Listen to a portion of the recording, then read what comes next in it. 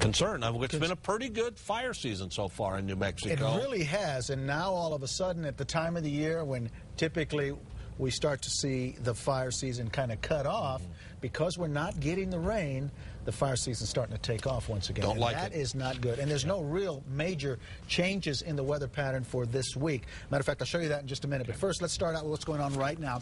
67. Now, the dew points are sitting around 40, but we've got this wedge of dry air that started to roll in. And that southwest wind that we've had for much of last week and into the weekend has helped to reinforce that. Now, right now, the winds are out of the east-southeast at about 8 miles an hour, but they'll be shifting to the southwest later.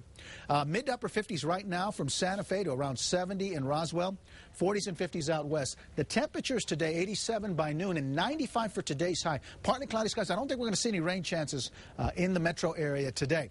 Now, there will be a few spot showers and some clouds that are lingering in the east, southeast, and southwest. And if you look at what's going on the radar, they're starting to taper off. They're starting to fall apart right now. So that southwest wind really causing some problems as far as generating rain. Now, it's still humid with dew points in the 50s and 60s across the east, southeast, and southwest. And if anybody gets any showers and storms today and tomorrow, it'll be that part of the state. But for the rest of us, the heat continues to build, including 93 in Farmington, 88 in Gallup, 93 in Espanola, 70s and 80s in the North Mountains, 97 today in Tucumcari. In the southwest, it's mid-upper 90s with a few isolated showers from Deming to Lordsburg to Las Cruces, and mid to upper 90s as well, from Carlsbad to Hobbs, mid-90s in Roswell.